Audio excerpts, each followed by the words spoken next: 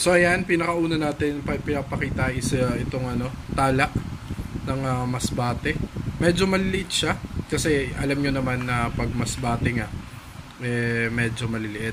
Okay, itong pangalawa naman is ito, ano to? Parang tinto. Ayan. Para siyang pulahin. Sige. Pakita natin ng maayos. Ito sa kadami-dami ng alam mo 'yun, mga gagamba doon sa tag 100. Ito putol lang to kaya pinakita ko sa inyo. Ayan. Tingnan nyo. Medyo pula yan kapag naaarawan. Yung kulay kasi nung natin, nung ilaw, yung flash, ayan. Yan, karamihan yan yung laging hinahanap sa akin, yung pula. Okay. Tapos ito pa, meron pa dito. Ito naman sarhento. Natingnan nyo yung sarhento niya. Ayan o. Yung pagkasarhento niya. Ang kulay ng sarhento niya is pink yan. Oh, pink yan. Kapag tingnan natin, try natin sa ibang kulay na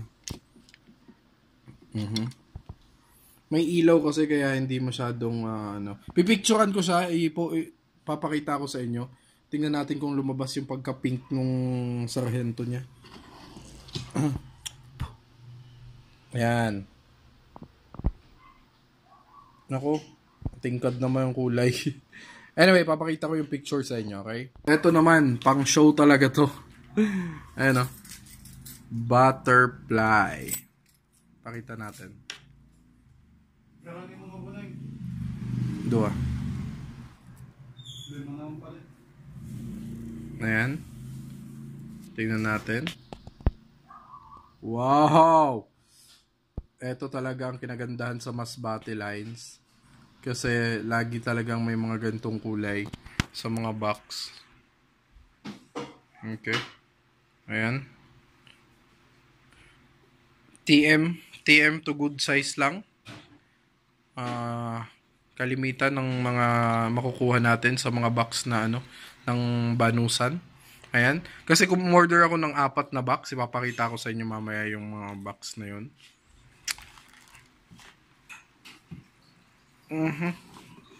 Ito yung isa. Ayan. Tingnan nyo naman yung kulay na yan. Oh.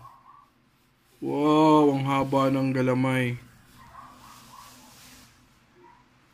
Ayan. Wala tayong mga Jansen lines ngayon. Pero ang meron tayo is mga Masbate. Kaya yan yung pinapakita natin ngayon sa inyo. Yun, ganda. Kasi ito pala yung mga ibang selection na napili na natin. Yan, pinapainom natin ng tubig para bumalik yung lakas nila. Kasi syempre galing nga sila sa biyahe. Mula sila sa Masbate. O yan. Konti pa lang yung napipili ko sa selection natin.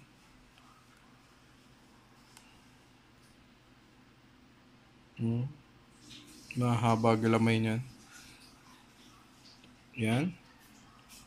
Alam nyo na, ilalagay ko na lang yung number if ever may mga gustong, alam mo yan, gustong mag-alaga, lalagay ko na lang.